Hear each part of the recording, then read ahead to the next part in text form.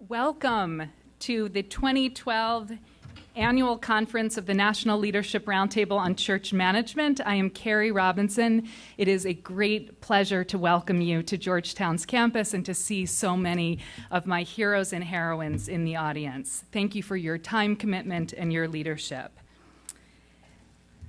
We begin everything that we do in service to the church in prayer, and it is my great privilege to invite Sister Mary Johnson forward to lead us in prayer.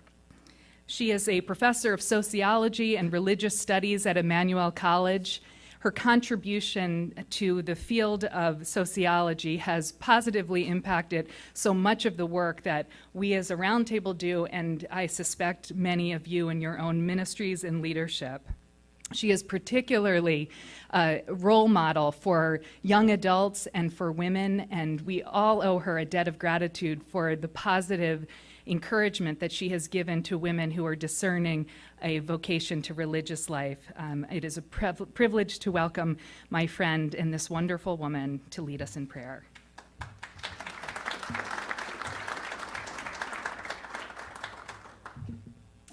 Thank you, Kerry.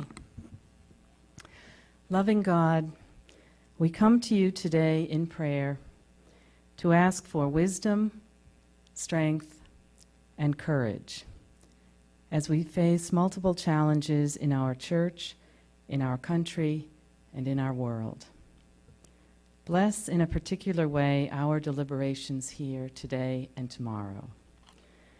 We seek to hear your word, to follow your truth, and to minister in your name to all who need your love and care, particularly your beloved poor. We ask this in the name of our brother and our Lord, Jesus Christ. Amen. Thank you, Sister Mary. For those of you who are familiar with our annual meeting, and for those of you who are new, we have two twin purposes for gathering annually. The first is that we want to give a proper account of the services that we have developed and the programs that we have put in place to respond to the temporal challenges facing church leaders in the United States. So it is our way of being accountable to our members and showing you how we are properly utilizing your intellectual contributions to our mission. Our second purpose is to highlight a particular opportunity or challenge facing the church and to bring brilliant men and women, ordained religious and lay, together to explore those challenges and come up with effective responses to meet the temporal challenges that we have identified. In the past, this gathering has taken up such matters as the financial managerial considerations of organizing a diocese or a parish or a Catholic nonprofit. We have focused on management, human resource development for the church, communications. 2 years ago, we took up twin challenges at the time, if you cast your mind back, and we examined the ongoing sexual abuse crisis that Europe was experiencing and wanted to showcase some of the fine work that has been done in this country to respond to it as a way of being helpful to our global church. And the crisis of the global economic meltdown and how that impacts the health of the church. Last year, we were prevailed upon by bishops and our own members to take up the subject of parochial school systems and specifically to convene experts in the field of Catholic education to focus on the long-term sustainability and health of Catholic school systems. And that issued in a series of recommendations that we have fine-tuned and are working on now. And you will hear some more about that later this afternoon. This year, of course, our topic is the importance of strategic alliances and partnerships. And the genesis of this, frankly, was the members of the Leadership Roundtable who represent Catholic philanthropic foundations and are Catholic philanthropists themselves, Since Vatican II in this country, a number of very prominent Catholic families have been supporting financially the creation of Catholic national networks whose own mission has a bearing on ours. And those are important life-giving networks and apostolates to the life of the Church. How you navigate a changing world and allow yourself to be open to risk-taking and strategic alliances for the sake of your own financial sustainability was key in the formulation of our gathering today. And as you see, we have a stellar lineup of keynotes and a set of working sessions, which allows us to capitalize on the fact that any one of you is a keynote in his or her own right. And we will be working you very hard tomorrow for the sake of the common good of the Church. I want to point out that when you registered, you were given a packet which should include all of the logistical information that you will need, including the agenda over the 2 days, biographical information for all of the speakers and facilitators. I'll point out that if you would like to read even more detail about each of our presenters, you can go to our website where the full bios and accomplishments of all of our speakers is listed. I commend that to you. We have some extraordinary people in our midst today. And now I would like to turn to the first purpose of our meeting, which is a report and an account of the work of the Roundtable. To help me do this, I have 3 extraordinary men with me, all heroes in my personal heroes of mine. The first is Father Paul Holmes, who is professor of moral and sacramental theology at Seton Hall University and was the first vice president for mission at the university. It has been a great privilege for the Leadership Roundtable to partner with Seton Hall University and specifically with Father Paul Holmes in creating the Pastor's Toolbox, the Toolbox for Pastoral Management, which is offered in a retreat-like setting for 6 days to new pastors, and bishops from all over the country are sending their priests to this wonderful opportunity, and Father Paul will explain more about that shortly. Next to him is Geoffrey Boisi, the chairman and CEO of Roundtable Investment Partners, and most importantly to my heart, the founder of the National Leadership Roundtable on Church Management. His leadership and passion and commitment to the church and specifically to the Roundtable as a way to be part of the solution is inspiring, and we owe a profound debt of gratitude to him. And next to Jeff is B.J. Cassin, Chair and President of Cassin Educational Initiative Foundation. He is our newest trustee as of today, was formally welcomed onto the Board of Trustees of the Leadership Roundtable. He is also the Chair of the Board of the Cristo Rey Network. And B.J. will be talking about our work on behalf of schools system sustainability. So, the first thing that I would like to point out to you is in your packets you received hot off the press our annual report 2012. Our communications manager, Mike O'Loughlin, is responsible for this. It reflects, particularly on the inside, our commitment to measuring the impact and reach, the breadth and depth of our work on behalf of the church. And we are using this as a baseline, but in every subsequent quarter and year, we will add to this to document where our presence is having a positive impact. Right now, we are in 96 dioceses. We also work with religious orders, men's and women's, with national Catholic organizations, and of course, hospitals, schools, universities, and charities. We take metrics very seriously at the level of the Leadership Roundtable. It's not always easy to measure the impact that you are making, but we are detailing in a very deliberate way where we have a presence. And what I can assure you is that the demand for what we are offering the church is growing exponentially. And it is our task as a board and as a membership to manage that in a way that does not sacrifice quality and allows us to be even more beneficial to the church we love. The next slide it points to our Catholic Standards for Excellence online forum. You all should have received an invitation to sign up for this. It is free, but it is an interactive online chat room, essentially, and also provides for the exchange of best practices in the temporal affairs of the church. We are using this over the course of the 2 days, and in our breakout sessions, the scribes will be uploading some key insights onto this. If you haven't signed up for it yet, I urge you to do so, because over the coming days and weeks and months, we will have an opportunity as participants to go back to it and to refine some of the practices and ideas and suggestions that are offered and surface as a consequence of our conversation over the next 2 days.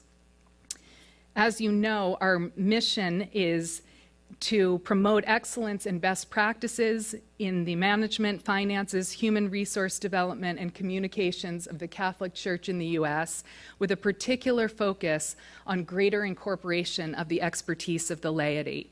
You have heard me many times note that Catholic laity have risen to levels of affluence and influence and count among the highest echelons of leadership across every sector and industry in the United States. We would be failing in our basic Christian stewardship if we were not, as a church, to avail ourselves of that talent and expertise. This is why, ladies and gentlemen, you have been invited here today, and I am so grateful to you. In March of this year, anticipating our 7th anniversary on July 11th, next month, we took stock of all that the Roundtable, with your support, has created to respond to temporal challenges facing the church. And we took a deep breath and marveled at what we had, in fact, created. Then we acknowledged that the Leadership Roundtable is no longer an experiment, but is, in fact, a very important resource in service to the church, particularly because of its laser focus on temporal challenges. It avoids the neuralgic issues that tend to divide and separate Catholics, and we harness what we do best, which is to strengthen the management, finance, human resource development of the church. And with the confidence that we were on to a great thing and had something wonderful to continue to offer the church, we unveiled our vision for the next few years. And that includes these 4 columns, which my fellow panelists will be addressing. The first column is what we have always done, namely to develop specific solutions to the challenges that keep church leaders up at night. And that column includes all of our signature services and programs. The second column is a focus on identifying the top 50 families, foundations, and individuals who are committed in a very serious philanthropic way to supporting the Catholic Church. And we want to identify these 50 by region. And not only does this fit into the Roundtable's ongoing development strategy, we know we have something wonderful. There's an increasing demand, so we need resources in order to disseminate this properly across the country. But we recognize that there is something profoundly important about the intersection of Catholic financial capital and Catholic intellectual capital. And when you bring those two together, then you create a lay force to be reckoned with that is profoundly faithful and profoundly effective. We don't just want to identify these top 50 families and individuals to support the Roundtable, though, because we know that with their experience philanthropically comes a great awareness of a great experience and bird's eye view of some of the important needs facing the church. The third column is the schools initiative. BJ will be addressing that later this afternoon to update you on how the Roundtable can take its particular area of expertise and lend that in service to the challenge that all church leaders are facing with respect to the long-term sustainability and health of Catholic parochial school systems. And the fourth column is an investment initiative, which Jeff Boisi will give much more delineation to, but it really came out of a conversation in 2008 at the start of the economic crisis, a conversation that Jeff and I had with Cardinal George, who was then the president of the Bishops' Conference, and he asked the roundtable specifically for help in helping bishops safeguard and strengthen church assets in an uncertain economic period. And this was one of 5 suggestions that we have developed for the bishops and other church leaders to consider. The next slide, I have spoken about column 1. These are just some of our signature programs that have been offered all across the country, and more detail will be provided you about each of these. I'm very pleased that some of our partners are in the audience who have created the Mid-Atlantic Congress. This is a partnership with the Archdiocese of Boston and the Catholic Publishers Association. It was first off, what did I say? I'm so sorry. Baltimore, thank you for the correction. Baltimore, we love Boston too, but this was definitely Baltimore. And they had their inaugural conference in March of this year. It was a tremendous success. We were incredibly honored to be approached by the Archdiocese of Baltimore to serve as a partner in providing content. And we are increasing our level of commitment and partnership in light of next year's conference, including providing our content specifically for bishops in a kind of a bishop's track, and we really look forward to developing that. So that is just a flavor of what we have been up to over these last few months and years, and now I would like to turn it to my wonderful colleague, Father Paul Holmes, to give you some detail about the Toolbox for Pastoral Management. Thank you very much, Kerry.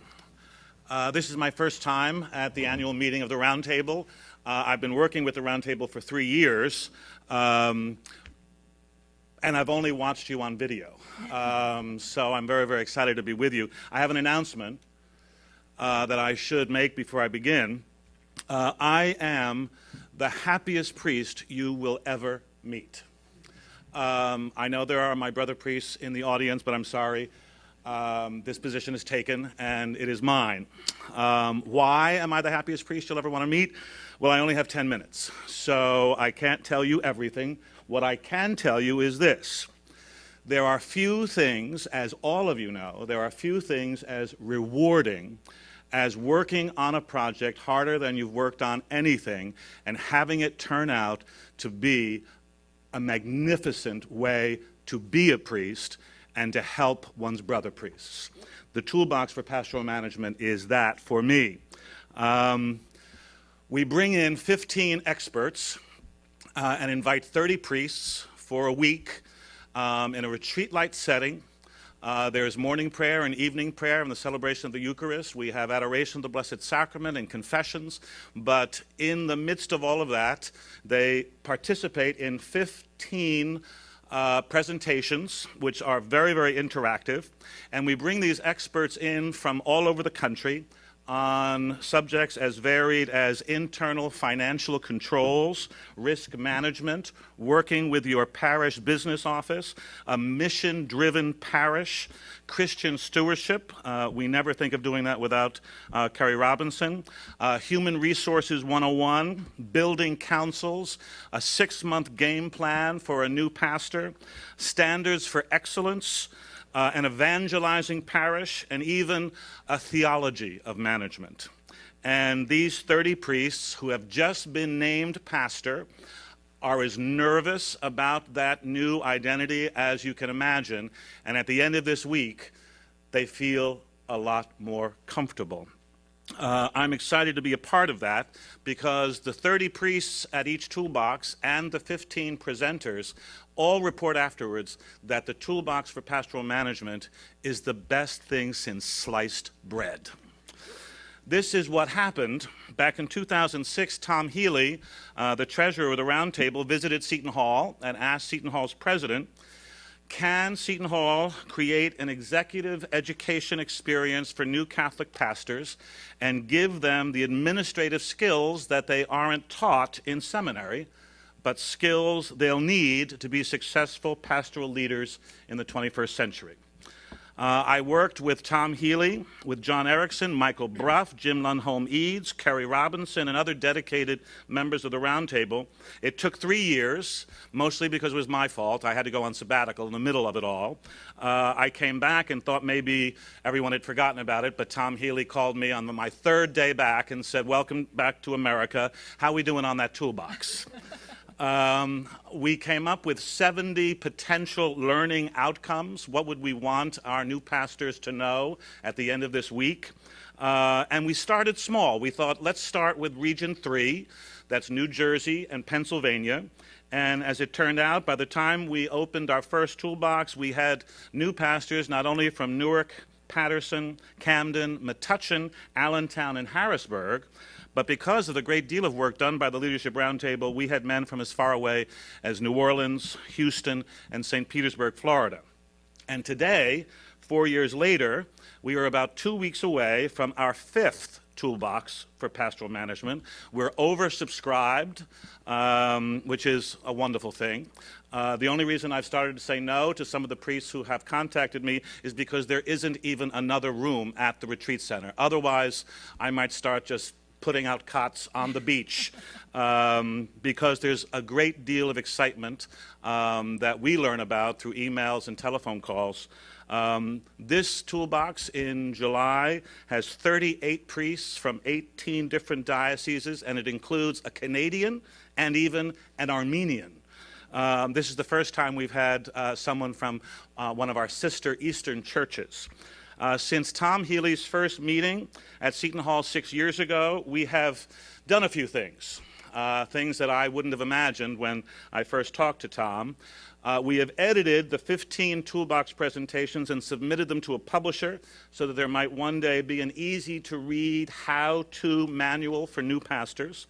We wrote a proposal to Lilly Endowment, who so loved what we are doing that they provided a very generous grant that has allowed us to do two toolboxes a year, and to take the toolbox on the road, to have them not just at the Jersey Shore, but to bring the toolbox to various places in the country. Our first such non-New Jersey toolbox was held last January in Jacksonville, Florida. Bishop Estevez and the Diocese of St. Augustine were so hospitable, I considered incarnating into his diocese. What makes the toolbox different, and I dare say better than other new pastor workshops, is CatholicPastor.org, which is an online virtual community of practice that allows priests from all over the country to share best practices and creative ideas of all kinds.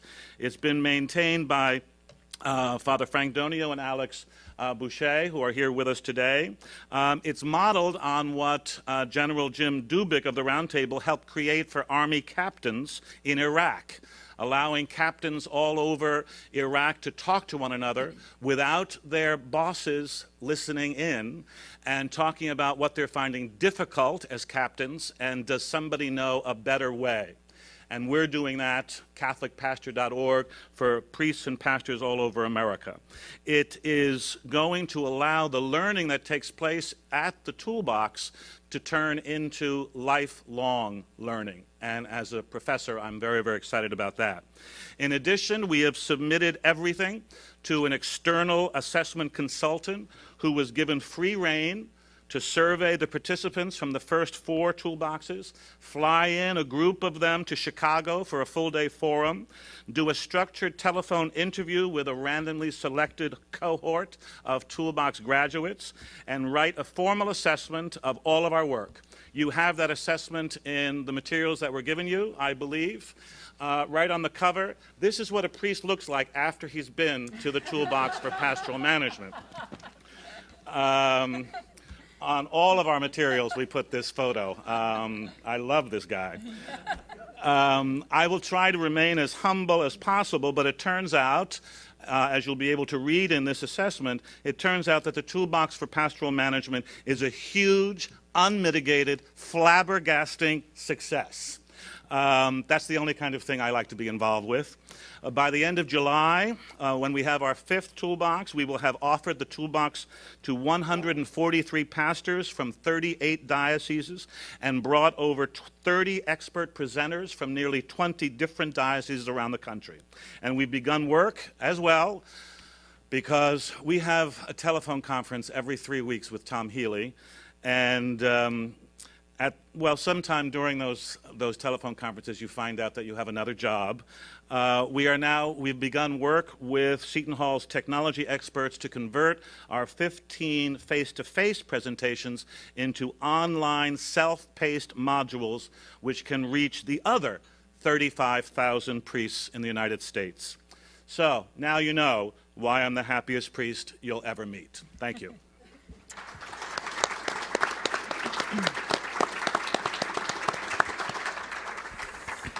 Well, if nothing else, you've made my day happier, I'll tell you that. It's really great to hear the success of this thing, and as we've watched it unfold, and Tom Healy's leadership, as well as Father Paul's, has been phenomenal, so thank you. With respect to the Catholic Philanthropic Leadership Consortium that Kerry mentioned, it comes out of a couple of concepts. One, my 93-year-old father, years ago, he's a devout Catholic, lawyer, businessman, whatnot, taught me the 2 definitions of the golden rule. The first was love thy neighbor as yourself. The second was he who has the gold rules. And when you think about philanthropy, an observation that we have made, and those of us who have been active in philanthropy and school reform or child development reform or other aspects of philanthropy, have observed over the last number of years that there was a disconnect between the strategy and vision sometime of the providers of capital and the users of capital. And we observed the same thing in the Catholic community. And we thought that by bringing a group of philanthropic leaders together for the purpose of coordination and synchronization of exposing their strategic vision as to what was important to the Catholic Church in the United States, that would be a smart thing for us to do. We also observed that if we could start to pool the resources of some of the major philanthropic leaders of our country who were devoted to Catholic activities, we could maximize impact and effectiveness of the programs that we all were focusing on. And we wanted to develop a forum where we could develop focused agreement on what defines success in these various programs. We wanted to develop accountability for results and effective and efficient use of the scarce capital that's out there. And you'll hear us talk a little bit more about this notion of scarce capital in a couple of minutes. But the ultimate goal was to have, initially 50 families. I'd like to see us ultimately get to 100 families and have representation in each of the 15 regions around the country, because we have found through working with the bishops that is the most effective way to get our message out, to work through the regional system. But by developing this sort of strategic think tank, we could develop greater communication between both the philanthropists and then the program developers. And that essentially was the concept behind it, but also to ingrain the notion of investment, not just giving, but investment in strategic initiatives that we thought could move the dial for the Church's mission in the United States. And so that's really the thought behind it. We have started to reach out and have gotten very, very positive reaction from some of the major families in the country already, and we're looking forward to our first meeting in September. Okay. As Kerry indicated, the bishops asked the roundtable to convene a meeting relative to Catholic schools, and though those of you who attended last year, aspirations to action, it was a very lively group of discussions that we had, and out of it came 92 aspirations. And so it's taken some time putting together some stakeholders to boil that down to what is realistic and what is the most effective that the roundtable with its resources would be able to implement. So it kind of went from 92 to a lesser number down to 20, then down to 8 that were presented to the board in March that they approved, and we're in the process now of actually pulling together business plans on 6 of those, getting the proper staff in place and the proper financial resources, so these can in fact be actions. John Erickson will be rejoining the roundtable July 1st, and he will be leading this effort from the staff standpoint. Those of you who will attend the plenary sessions tomorrow will get much more detail on the status, and some of them are pretty well filled out business plans for some of the actions that the roundtable will be leading, and leading in cooperation with other people. We will look forward to feedback. We do not harbor all the best ideas in the world, and we're looking for input to help finalize the business plan with the most effective plan in place to be successful. Thanks, BJ. So Jeff, on Right. And then finally, in terms of the investment partnership that we've been developing, as Kerry said, it initiated out of a request by Cardinal George, but it has evolved over the last couple of years into a greater recognition that, and I think we all see it in our own lives, and those of us who are involved in the financial world, the increasing complexities of the world markets have put a lot of pressure on people's balance sheets, net worths, and whatnot. In fact, the average U.S. household saw that its net worth fell approximately 40% from 2007 to 2010. 3 out of 5 parishes report that their parish income declined as a result of the economic crisis. 40% of parish leaders report that the current financial health of their parish is tight but barely manageable, and that's up from 9% 5 years ago. So that's almost a 4.5-time increase in terms of financial stress. The decrease in charitable giving. Churches in general in the United States, their contributions have dropped by $1.2 billion in 2010, and that's up from a drop of $431 million in 2009. So you can see, again, the increase in the financial stress. 85% of nonprofits in the United States saw an increase in demand for their services in 2011, and 57% of nonprofits have 3 months or less cash on hand. And if that's not enough, the decrease in total membership of the top 25 largest churches has increased, and the Catholic Church, even though we've had tremendous buoyancy from the Latino community, we still, as a church, dropped over 0.5%, and that's a big number of people when you look at 65 million people. And so, as a result of that, over the last 2 years after Cardinal George asked us to see if we could think about this and put something together, we've been working very hard with a couple of other organizations to put together a organized investment partnership. And what we're trying to do is accomplish a little bit what the Carnegie Foundation, Yale University, Harvard, and some of the other major institutions have done in pooling capital together.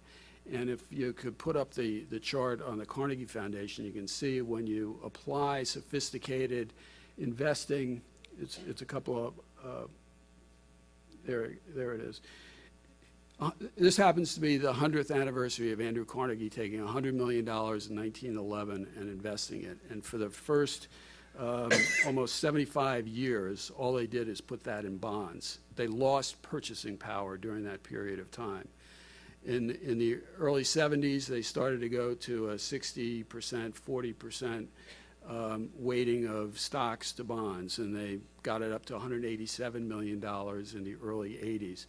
But then they started to use sophisticated investment asset allocation, going after identifying best-of-breed money managers around the world. And they grew that $187 million to close to $2.7 billion today after investing an additional $2.6 billion over that period of time in grants and whatnot. And that basically was by compounding, leaving the capital in and compounding it by approximately 10% a year over that 25 to 30 year period of time. So what we said to ourselves is, there are a few other churches, the Episcopalian Church, the Jewish community, the Lutherans, a few others have been pooling their capital and achieving this kind of quality investment. And we thought that this would be particularly attractive also for the Catholic community. And so what we've been trying to do, again, working with a few other organizations, is to identify a program where we could get the similar results to these major institutions. And if you see here, if we could perform anywhere near like those organizations, you'd be utilizing your capital at 500 to 600 basis points annually better than that 60-40 kind of allocation. So our objective was first to develop a program that would assist the financial stability of the Catholic Church to successfully execute its mission through more professional, sophisticated, productive management of its capital base on a national basis. Create a world-class investment management partnership among Catholic affinity groups and individuals with consistent top-tier performance that commands the respect of all. Accomplish this through the utilization of a more nuanced approach to Catholic socially responsible investment principles, providing a spectrum of socially responsible investment principles for all the organizations, given their level of discipline that they want to apply to SRI investment. Develop a brand recognition for excellence and trust through the attraction and the development of the highest quality talent and utilization of the most sophisticated investment solutions that are responsive to client needs and offered on a cost-effective basis. We think by pooling capital together, we can get performance up and costs down, and then become the investment option of choice for for the Catholic market. So we've been working at that. There are a number of, we've beta tested this with a number of Catholic organizations around the United States, and we're very hopeful that within the next couple of months we'll be coming forth to the market with a significant amount of capital to achieve this goal. And we think it can make a major contribution to the church in the States. Thank you, Jeff. Before we open it up to the plenary discussion of questions, challenges, comments from all of you, I wanted to draw your attention to a new strategy for the Roundtable, which is to take what we do at the annual gathering and begin to regionalize our impact. And toward that end, on September 24th of this year, we are holding a mini version of this annual conference in Chicago. Our host is DePaul University, which is the largest Catholic university in the country, And the university has signed up to be a partner in excellence, which means they are committing to implement and adhere to all 55 standards for excellence that we have offered the church as a template for exemplary best practices. So they are a partner in this.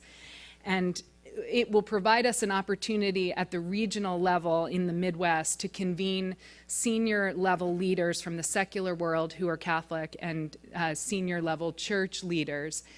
Michael Bruff is our Director of Strategic Outreach, and he and I did a preparatory meeting in Chicago, and it promises to be a very vibrant and wonderful opportunity to take everything that we develop at the national level and apply it concretely to the needs of the church locally. You are all very welcome to attend it, of course, even if you don't live in the Midwest. But furthermore, if you have colleagues from the secular world or from the church that we should be inviting to this invitation-only event, please see any one of my colleagues on staff. So that concludes the formal presentation. There is, of course, much more to say. Father Paul might be the happiest priest. I'm the happiest laywoman because I get to work with these men and my incredible colleagues on staff and the rest of the board. Surely there are questions or challenges that you might have. We have only given you just the briefest overview of the full complement of our service to the church. So the floor is open, and I would just ask that you use the microphone and state your name so that we can capture this for wider dissemination. And there are microphones going across the back.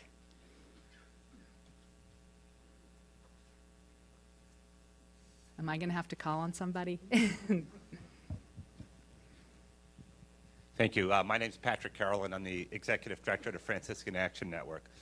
We're a nonprofit coalition of Franciscan communities. My question is for Jeff. I was very intrigued by pooling all of the money for investment. I do a lot of work. My organization does a lot of work on social justice issues like immigration reform. We discovered there's a lot of money that's invested by faith-based organizations in private prisons. I won't pick on the Catholic Church. The Methodists had a large block of money from their retirement fund invested in private prisons, which are fighting immigration reform. And so I'm wondering, how are you going to balance, this might be a good return on the money, but at the same time, they're out there really fighting against teachings of the Catholic Church. Right. And a follow-up to that also is, have you reached out to people like Sister Nora Nash or Father Michael Crosby, who have done a tremendous amount of work in this area of social investing and investing based on Catholic social teachings? They would be great people to bring into the discussion about this going forward. No, it's a very important issue, and one we've been actually working a lot with the Christian Brothers Investment Services, who have been a leader in the area of socially responsible investing. And what we wanted to do is to provide, and we've also been reaching out to other institutions, Catholic institutions, and frankly, there are some that are extremely interested and disciplined in their SRI investing, and there are other organizations that are less so. And what we wanted to do in developing this is to create a menu of options for people. Anything that goes into a pooled vehicle will be scrutinized, and we've been working with a variety of organizations to make sure that we are scrupulous to avoid the kinds of things that you were talking about. And one of the reasons why we wanted to work with the Christian Brothers is the work that they've done there. But there are other Catholic institutions that have a different perspective, and we think that there needs to be a spectrum of options for everybody within the community.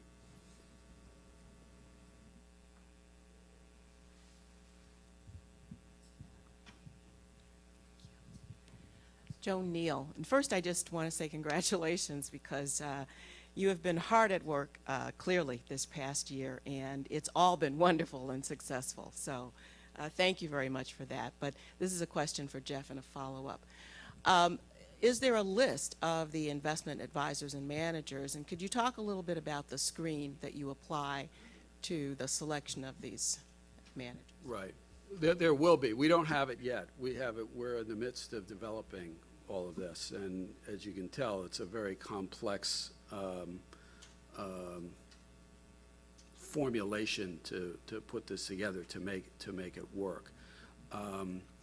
But in terms of, I'm trying to remember the name of the, we've been interviewing a number of different screening organizations to look at the different issues that are Catholic related to make sure that we are not investing in anything that is inappropriate.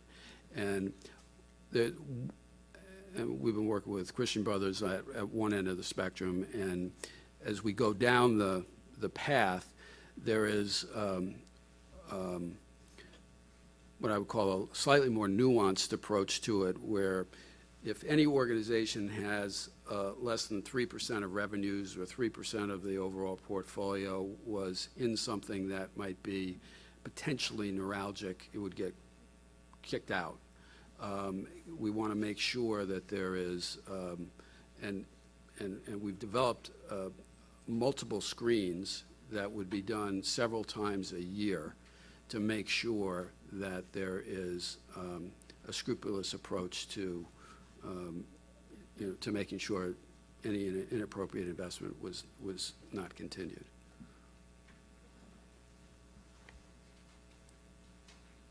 Yes, please. Fred Fosnack from My Catholic Voice. We provide consulting, technology, and outsourcing services to Catholic communities. Jeff, continuing the trend on the Catholic investments, have you determined the criteria for participation? You know, what the hope is to create a situation where, you know, both at the parish level, at the Catholic non-profit organization level, as well as the diocesan level. So you can have as little as $250,000 to $1 million of participation, and you would control those assets, but they would be pooled with other capital of larger organizations that would get the advantage of having, let's just say that one service that we're looking at is breaking the investment strategies down by time horizon. You know, there's some capital that could be invested over a long period of time, and that would have private equity transactions, alternative investments, and that sort of thing. But it would have to stay in that pool for at least a 3-year period of time. There'll be another pool of capital that would provide either monthly or quarterly liquidity. There'd be another pool of capital that had, you know, even shorter term liquidity. And we're also hoping to have a set of capability that it could be done by asset class as well. And but we're working through with the accountants and the lawyers now to create these pools so that we can make sure that everybody on a monthly basis gets, you know, their performance as to their capital that they have put in, but it gives everyone the opportunity to be co-invested with the best-of-breed money managers around the world, similar to where Harvard, Yale, Carnegie, and all those others have been invested as well. But we're hoping that it'll go down to a relatively modest amount of capital. And what we're also hoping is that whereas an individual parish that wanted to put $1 million in, they would never have the opportunity to invest with the kind of money managers that Notre Dame or Boston College or Georgetown or Harvard, Yale could have. But by doing it this way, they would have that opportunity, and they would be paying the same fee. And as more capital came in, the fees would decline over time. So we think it would be a very beneficial thing to the Catholic community in that regard as well. Is that responsive to your question? Maybe just one quick follow-up. One quick follow-up. I sit on the Finance Council of our Archdiocese, including the Investment Committee. So the question that immediately comes to mind is, would an individual parish consider this a more attractive option than the investment committee alternatives or the investment function, which is very integrated often in dioceses with loan capabilities and with interest, attractive interest rates to parishes and things like that. And I'm wondering if this, what the reaction is, or what work you've done, if any, on looking at the relationship between the parishes and the diocese and their participation. Well, we've gone out and talked to a number of the both parishes, dioceses, and whatnot. Canadian Catholic Church, the USCCB, or the whatever their equivalent of this, the Canadian, you know, they've come to us asking to wanting us to participate, and we've gone out in, within the U.S. community, and we're finding there's a lot of interest. Now, we're not trying to compete. If the diocese does a better job than this, then the parishes should go there. This is just an option. On the other hand, the diocese can also avail themselves of this as well for portions of their capital, and they can do it again on a time horizon weighted basis or an asset class basis too, if they want. John Hurley From Baltimore. From Baltimore, the other B. I just want to say thank you to the Roundtable Board. Paul Henderson and I both serve as co-chairs for the Mid-Atlantic Congress, and obviously we did have a tremendous success last year. It is sponsored by the Association of Catholic Publishers and the Archdiocese of Baltimore. But obviously we both personally have had positive relationships with the Leadership Roundtable, and we're really excited. We drew people last year from 65 dioceses and over 1,400 participants for the first time. And obviously we have a new Archbishop in Baltimore and has nothing but a positive experience with the Leadership Roundtable. So as we look at next year, Michael Broff has been excellent in being a part of our planning committee to have a diocesan leader track and a parish track. But then Archbishop Laurie also responded to Kerry's invitation about having a bishops-only possibility at the conference as well. So I just want to say thank you to the Roundtable. I think we're looking at this as Catholic leaders coming together and how we can celebrate and recognize the best practices among us, and I think you've been a key part of that. So on behalf of the Association of Catholic Publishers and the Archdiocese of Baltimore, thank you. Thanks.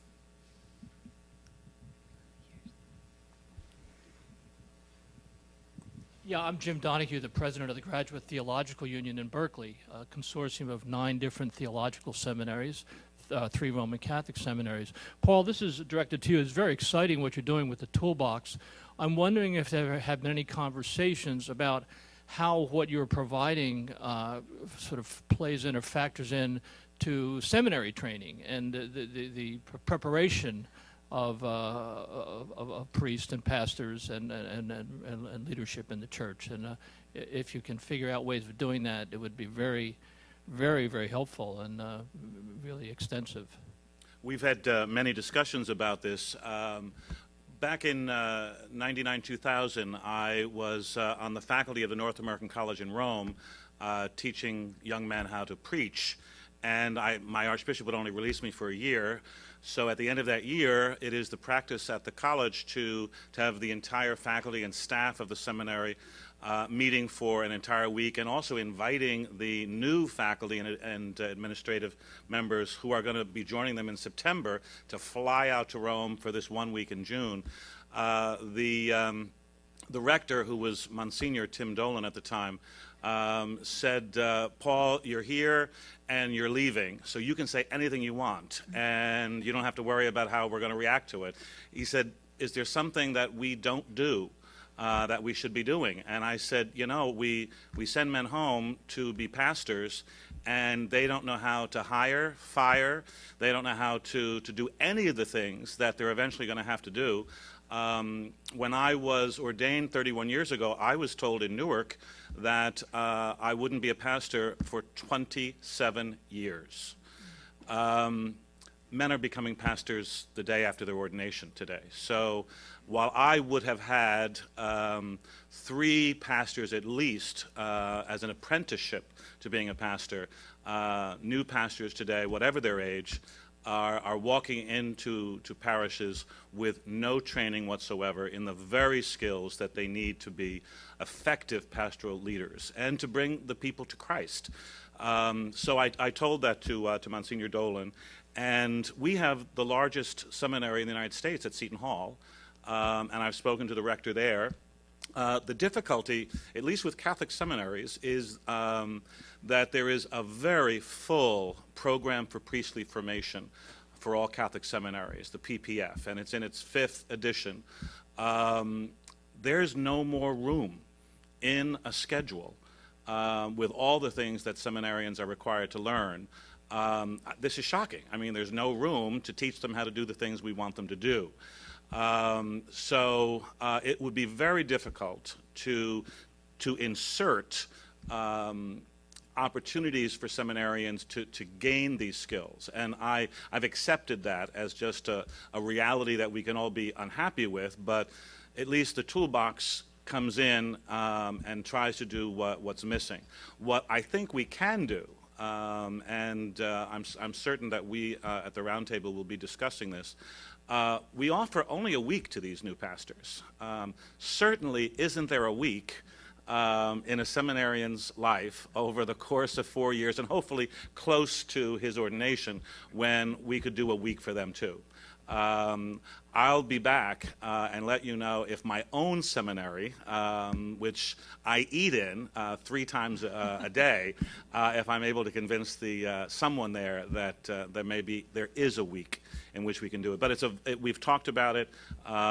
It's lamentable that there isn't enough time amidst all the theology and all the philosophy for them to learn how to look at a contract, when they're going to build something. I really appreciate your question, too, because it illustrates a cardinal virtue of the Leadership Roundtable, which is the first place we went was the seminary. It's the obvious place. And we respected their no, which was to say they were already full, but we don't let that stop us from meeting the unmet need. And really, the Toolbox was created to go around, under, or around that big no. And what I see happening is seminaries are starting to come to Father Paul and say, could we maybe introduce the standards for excellence somewhere in our curriculum? So we never give up.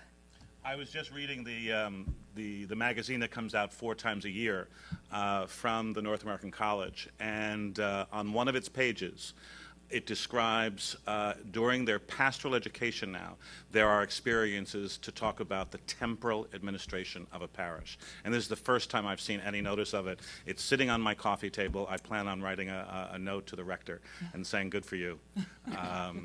It's important for them. Probably, though, the real answer is that we ought to be identifying lay people who are actually trained and qualified to do that kind of work, and give the priests enough of background so they can communicate, but really the lay professionals should be exercising more responsibility in this area. Which is one of the things we train these new pastors in, and that is, you are not the Messiah. You can't do all of this. You are going to have to rely on your brothers and sisters in Christ to do their work in building up the church and helping you manage the church. So, I mean, with every time we've done this, 30 men at a time, that's one of the major lessons that we're trying to get across. And they have to obviously be very, very open to it. Was there? Yes. John Selahowski. I'm the provincial minister for the Capuchin province of St. Joseph in Detroit. And I just want to encourage you to push back and try to get that into the curriculum. I was named a pastor of a parish in Chicago 2 weeks after I was ordained in 1993. And I had to learn everything on the fly. And I know I went to Catholic Theological Union in Chicago, and we had there were two times over the 4 years where we had these kind of field placement type of things. I think there are places in the curriculum in the seminary program, even if you're following the program of priestly formation, to include these things. Where there's a will, there's a way. And I think we have to find a way, because I think we really harm a lot of young priests and discourage them. I think when you look at a lot of the data that's coming out of CARA and places like that, that show how many priests leave within the first 5 years of ordination, and a large part of it is because they're thrown into these situations where they're overwhelmed with administrative tasks. Even the old guys in our province who've been pastors multiple times, they will say 5 masses a day until they die, but they never want to be administrators again. And they say, well, that's not why I was ordained, but some of us don't have a choice. You know, if you're in a parish that has a little budget, you can't hire all these people to do your work, so you got to find a way to do it. So I just encourage you to keep pushing the seminaries and the unions to get this into the curriculum. Thanks. We'll do that. Yes. Bishop Friend. Yes, I'm John Kerrigan from Santa Clara University. I'm also involved in the STEAM program sponsored by Leadership Roundtable. And my question is to you, BJ, not to preempt the discussion tomorrow, but are there programs here in the United States, whether they're private to private or private to public or outright public programs, that really excite you and have the potential to be a model and a driver for improving the chances of the survivability of Catholic schools, whether broadly or particularly in the inner city? You'll see on the programs that will be laid out tomorrow that there's a little bit in several of them that to your point. One on what we call advocacy is doing a better job nationally to communicate the outcome data and how important Catholic schools are, and to take advantage with a climate that is in fact changing relative to tax credits and to vouchers. Even the great city of Chicago is facing making some changes that even a year ago you wouldn't even think about. The only needle mover that I've identified is either vouchers or tax credits, and tax credits are the easier to implement because it goes through an independent organization. It doesn't go through the state or the local educational public school groups. And there are more and more states that are looking at this. New Jersey missed it by 2 votes recently, but I think a national advocacy, lobbying, no matter who gets elected as president, tax reform will undoubtedly be something that's on the table, and doing the appropriate lobbying to get support of tax credits. My own personal experience, the Jesuit Nativity School here in Washington, D.C. receives about $800,000 from, it's a voucher program, from vouchers. The Cleveland Cristo Rey and the Tucson Cristo Rey, to name 2, receive $900,000 to $1 million from the tax credits that the students are able to bring in. So it's a significant needle mover, and the environment is changing in the public school area, vouchers as well as for our Catholic schools. So that is one that you'll hear more about tomorrow. Another thing that we'll be discussing is where it's in the sweet spot of the roundtable, and that's in the training area. There are superintendents of schools in various archdioceses that are there for 2 years, 3 years, 4 years, and someone gets promoted into it. And we think there's a demand. We've verified that there's in fact a demand, a limited supply of quality training for these new superintendents, using that as an example, not unlike what Father Paul talked about in the Toolbox. Bishop Friend. William Friend, Bishop Emeritus of Shreveport. Focusing back on some experiences, I would suggest that you might want to consider somewhere along the way a collaborative effort with American Management Association, who sometimes will work with a local university and offer a program for non-business specialists, for example, medical doctors who face a problem similar to that of our pastors. They're not trained in business theory, business practice, and yet they are operating an immense financial project. And I've had the experience of working with a particular university that offered this program for our clergy. I would add that our clergy was thrilled with this type of workshop. For the first time, they had some workshop that helped. I'm quoting. So it would add a feather to the toolbox if you can say also, oh, by the way, we do qualify for the American Management Association certificate.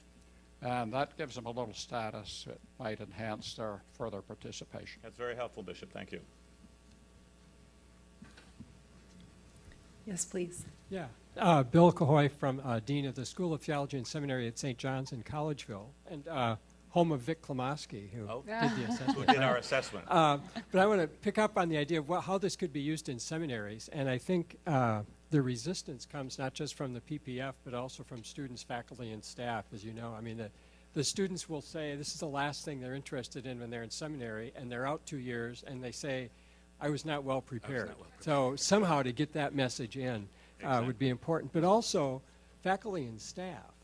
And so these ideas always need a champion in the system, and if there's some way to get faculty involved in things like this to appreciate the value of it, you'd have an internal champion who might help to make it happen.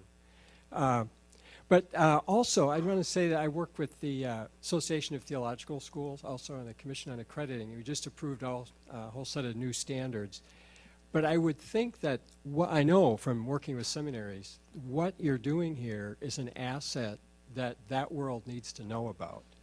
And because so often it seems like an insurmountable challenge for the school. How are we going to teach them this? Well, here's an answer. And the more we can get that communicated, even ecumenically, it'd be wonderful if the Catholics could actually be an asset to some of these other seminaries in dealing with this temporal issue. Absolutely. One of the first, when we first showed all of our work to a publisher, Franciscan Media, they got back to us and said, you know what would be really good? And I said, well, what would be good? And he said, something that draws all of this together, that lets the priest know that being a manager is not extra to their identity. So I said, all right. So we now have, as the very first thing on Monday morning, when their very first session, I do a session called the Theology of Management. And I remind men that this is not something in addition to your identity as a pastor. This arises first from your baptismal identity and the identity that you gained at your ordination to be a priest, a prophet, and a royal person.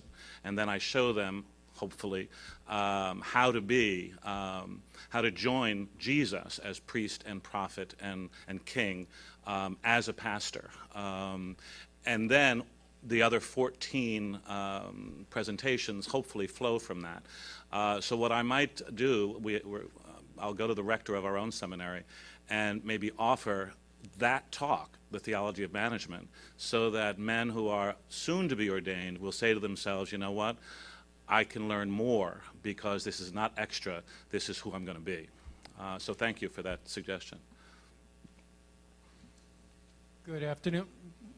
Good afternoon. Father Kevin Kennedy. I'm both at St. Ambrose Catholic Church in Cheverly and the Catholic University of America.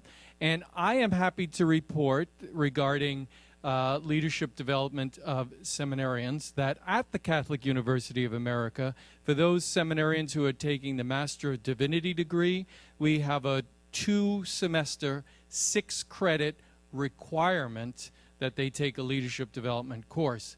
And one of the things that does make it very effective, because now we have to add more sections, because now even the seminarians who are not in the Master of Divinity program are starting to take the seminars. So we're adding more sections. But what has made it particularly successful is some of the things you mentioned. One, we get lay speakers to come in, experts. One of the best speakers is a gentleman named General Jim Dubik, who speaks to the seminarians. And the other thing that makes it extremely desirable on the seminarians' part is the interactive nature. It is not a lecture. It is interactive. It is experiential adult learning. And they do not get much of that in seminary.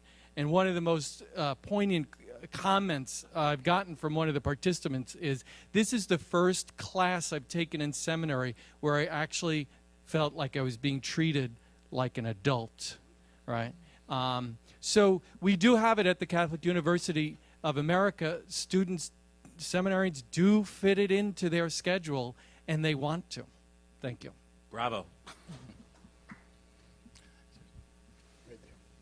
Right here?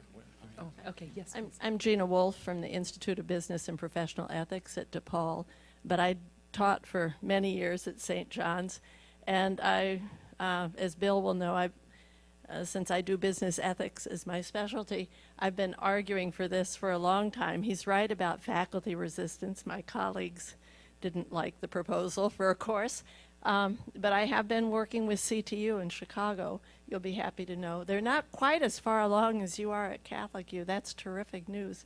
But they do, over a semester, Saturdays, of course, but, you know, day-long workshops with ethicists such as myself, but also business executives and other experts in the area.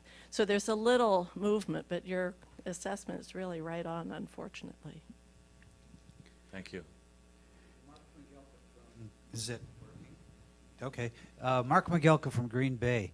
5 years ago in the Diocese of Green Bay, among other roles I'm on the priest personnel board, and we realized this problem of guys being made pastors after 2 years, as well as we have parish life coordinators who also needed the management training. And through the generosity of a grant from the Raskob Foundation, we set up a 2-year program that's offered at the diocesan level that's mandatory for all new pastors and parish directors. We've completed one cycle of that, phenomenal success. We have 2 weeks, one each summer during the 2 years. We have quarterly meetings in small groups with trained facilitators where they do case studies of leadership with one another, as well as a retreat self-care experience.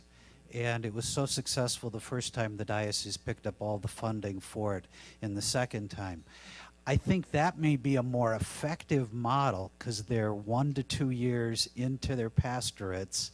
They now know that they don't know. And almost all of them come in with a chip on their shoulders because the bishop has told them they must be there.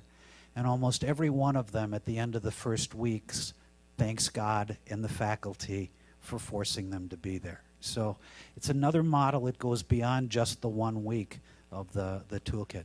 Oh, sure. I like to tell people that that the professionals that we bring in have written the book on whatever topic they're presenting on. And Mark McGilka has written a book on managing multiple parishes, and we just had him in January down in Florida.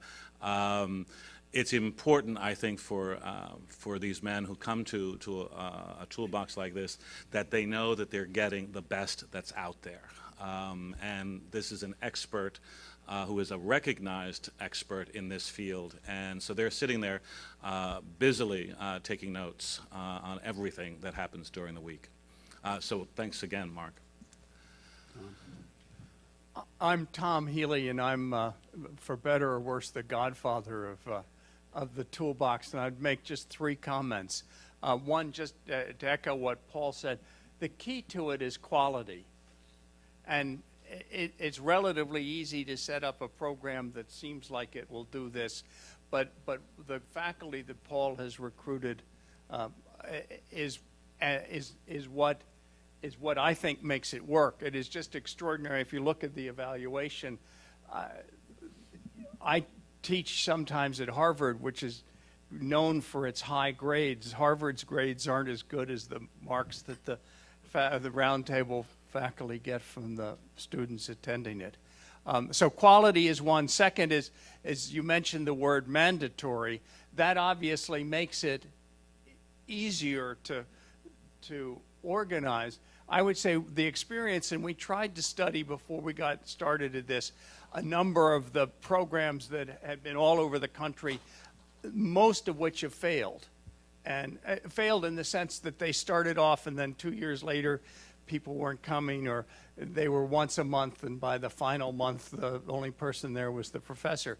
Is how do you build something that works and gets people's attention when one of the things that we're trying to worry about is these men have enormous demands on their time, and so how do you build in the time? So the mandatory was my second word. The third word was, I was going to say, flexible. If we've done 180 men, 145. Oh, I'm always the optimist. And there are 34,800 and some left to do. Plus, someone mentioned the lay ministers who can benefit, maybe in some cases even more, from some of these things. And we have promised Lily that if we ever get some time, we would actually expand this and enable Protestant ministers who have similar kinds of issues to do that. So there's huge amounts of opportunity, and we are delighted to help anybody trying any kind of experiment that works. I would just note one in a seminary. When we did the preliminary work, all the seminary answers we got was the schedules were too crowded. The one exception is St. Mary's in Baltimore, where they have done a program. I don't think it's continued, but they did a program at least once, because BJ and I were a little bit involved in it, where they took 2 weeks in the summer and then had Loyola University Baltimore, their business school, do the training. And that may be another model. I suspect there are a lot of models. What we're really interested in is fostering any of the models any way we can. Thanks, Tom. Could we shift the conversation a little bit, though? This is a very important time for us. And last year we focused on the schools initiative. But hearing from you, what are some of the key issues and problems that you all are facing in the various organizations and institutions that you have responsibility for that are of a temporal nature that you would want to encourage us to focus on? Because as you can tell, what we've attempted to do over the last number of years since we started is each year sort of pick off 1, 2, or 3 things, try to do it in a quality way, and then over time scale it. And so giving us your view as to what are some of the things that are most important to you that you think we might want to focus on would be very, very helpful to us. Okay, I'm Peter Pursuti, and I'm with Arthur J. Gallagher, and I had a thought before you raised that, and first off, I thought I heard a very exciting piece of news about you, John, and that's very exciting in terms of those 8 challenges that you're facing with schools, or the needs that have risen. Just a couple of thoughts in terms of, I was blown away a couple weeks ago by a presentation by Adam Hurst of the Taproot Foundation, whose whole focus from a philanthropic perspective is really mobilizing the pro bono talents of the laity. And so I would suggest that just part of what I do in my work, leading our religious and nonprofit practice, is really connect a lot of the dots. And I'm very intrigued by how he's mobilized this talent of the laity, if you will, not necessarily for the Catholic Church, obviously not, but for the greater public. And it's just amazing that the energy that's coming from it, because we in the corporate world very much are driven by sustainable, corporate philanthropy. That's a big part of what we are. So it's just a thought what he's doing. I can imagine not only mobilizing dollars and resources and philanthropy, but also talent. I was very struck by that, and it's just growing leaps and bounds. In fact, a gentleman out of Chicago, an attorney, has just become the new ED, and I know him well. Secondly, on the education side, I'm just so intrigued by Teach for America, the energy that goes into it, the talent that it's drawn. Again, we're trying to throw money, and money's very important and resources, but the energy in terms of youth and the vigor about our Catholic faith and being able to, by the way, I started my career as a Latin and Greek teacher at the Abbey in Rhode Island, so I'm truly an educator at heart, and I'm just so excited to see these people who potentially we're going to go to other jobs at Bain Capital, whatever it might be, are in inner city Harlem. And the fact that we could, I love so much the Cristo Rey model, but and we're a big supporter of it, but to look at that mobilization of our youth around our Catholic faith and get them involved in our Catholic schools just sounds very exciting. And then possibly for Father Paul, and Kerry, I've talked to you a little bit about this, as I look at our theme for building strategic collaborations, and I listen to Father Paul and the Noble Toolbox work, and I'm very interested in it because I'm involved in risk and wellness and both benefits and property casualty, but and our priests are at the cornerstone and the foundation, and we want to be able to articulate that to our underwriters that they are better risk in multiple sorts of ways, and hiring and firing is the big exposure at the moment. But when I look out as a practice and we've forged partnerships, Catholic Leadership Institute, for example, just comes to mind, and I'm curious what kind of collaboration's going on there and dialogue, or are you on very separate paths? I just don't fully understand. I see a connection, that's for sure. Thank you. There's a huge connection because we're both involved in the same work. I would say that that CLI has a broader vision than the Toolbox has. CLI will come into a diocese, and they offer a program that extends over the course of 2 years, and they come back quite a number of times and bring the priests back together again. They're looking not only at, as I understand it, because I sat for a presentation from CLI just as I was putting this together. They're looking at things beyond the temporal management of a parish, and that's a tremendously good thing. They're looking at spiritual leadership and pastoral leadership broadly understood, and so therefore it does take 2 years. It's an expensive proposition for a diocese, I understand. The Toolbox, I didn't say it during my presentation, the Toolbox is free, at least at present, because of first Tom Healy's generosity and now the tremendous generosity of the Lilly Endowment. So it's very attractive to a bishop, we think. Send us your men and it will cost you nothing. The CLI, I mean, I've not participated in it as yet. I would love to find out exactly what it's like. I've read everything I can on it.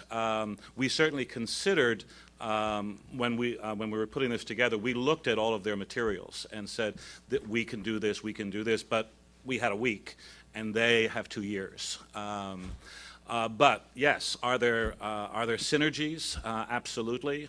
Can we work together? I mean, what the Roundtable does best is collaborate, and so we'll certainly have that on our to-do list. Thank you. Teach for America, they do a fantastic job. Don't forget, we have the Jesuit volunteers, and the De La Salle Christian Brothers have Lasallian volunteers. And those are not only young men and women right out of college committing 2 years to a school, but they become, in many cases, your future teachers and your future leaders within the school. In the schools we've been involved with, the Middle and the Cristo Rey High Schools, you can go back the lineage of the leadership, and they started out as a Lasallian volunteer or a Jesuit volunteer. It's a matter of funding to broaden that, and both of the groups fight that every year. But it's very effective. We probably have time for one more question at this point. I don't want to lose Jeff's challenge to all of you, however. So over the course of these 2 days, as ideas occur to you that our board can consider, please let us know. We will have more plenary session time together too before the close of the conference. But did I see John's hand up? Yes. Brian Reynolds, Chancellor. Oh, Brian, sorry. Chancellor in the Archdiocese of Louisville. Yeah, right behind John right here. Okay. I just wanted to respond to the question about, first of all, the invitation to share more ideas for more topics. That's not meant, I want to affirm that if you look at investment, schools, pastor training, obviously those are the cutting edge issues. You've been listening well and responding. But in the area of issues that are driving those of us in Dawson administration dealing with the day in and day out, a couple that are clear for us. One is the general topic of governance. How are we engaging these various structures of boards and councils and commissions, both at the local community level and the Dawson level? There's some canonical things here, but there's also very practical things that engaged in that, and our leaders are not aware of the technologies of governance models and how to apply those in this section. Second, to Fred at the end here, this whole areas of technology, certainly one that is going to continue to challenge all of us. Communications technology is the most obvious, but there's many others. Just real quick, I want to affirm, Kerry, you do such a good job talking about stewardship, but we're sorely missing an impact there. And that's not about the efforts aren't done, but we're often talking to the choir about stewardship and not talking to the people of God. We continue every year, every week mostly, to hear from potential donors in the church who still say to us, "You've never asked. I've never heard this stuff before." So we say stewardship, but a systemic approach to that. And then finally, it's part of the temporal question. We're sitting in the shadow of the Supreme Court decision announcement tomorrow. Those of us in Dawson budget world, the single economic challenge we face is health care, whether that be for our priests or for our employees. In my small archdiocese, that's a $15 million bill. It's the single largest bill we pay every year is health care for employees. That question and all of the strings you might talk about that is an area. So there are subsets in the HR field, whether it be, I think Gallagher, Catholic Mutual, the insurers and the brokers will tell you that unlawful terminations are the biggest fear they have, the HR management questions, but the economics behind HR. So anyway, that's a small list, and I could go on forever. So excellent. I want to encourage the work that's been done. The new list isn't only to tell us all. There's lots more work to do. Yeah, Thank you. Wonderful last comment, first of all. And I can assure you that while we have not given voice to those specifically in this presentation, our board over the 7 years has been talking about these issues, have developed some things that respond to some of them, but it's a great challenge to us to focus in a greater prioritization on some of these key points that you have mentioned. Before we take a break, I want to make sure that you know in your folder on the right-hand side, there is a list of our menu of services, which really correspond to column 1, the best practices. But these are really our signature services that have been beta tested and perfected and are in dioceses and religious communities across the country now. So you'll get an even deeper understanding of what we do. I also wanted to point out that we have Paul Butler of Global Edge here.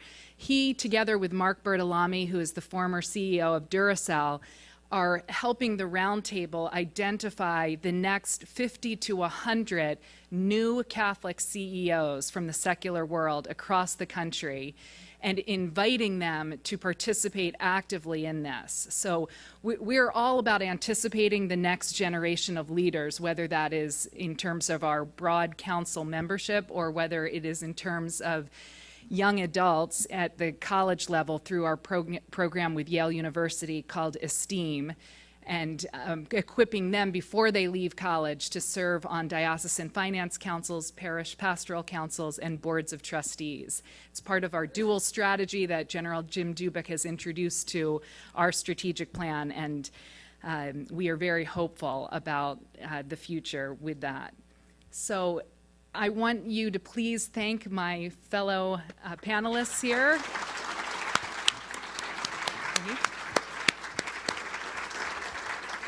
And we are finished right to schedule. It is 3:30, and we have a 15-minute break. There are refreshments at this end of the room. And please reconvene at 3:45, and we will be treated to our first thematic keynote by General Jim Dubik. Thank you.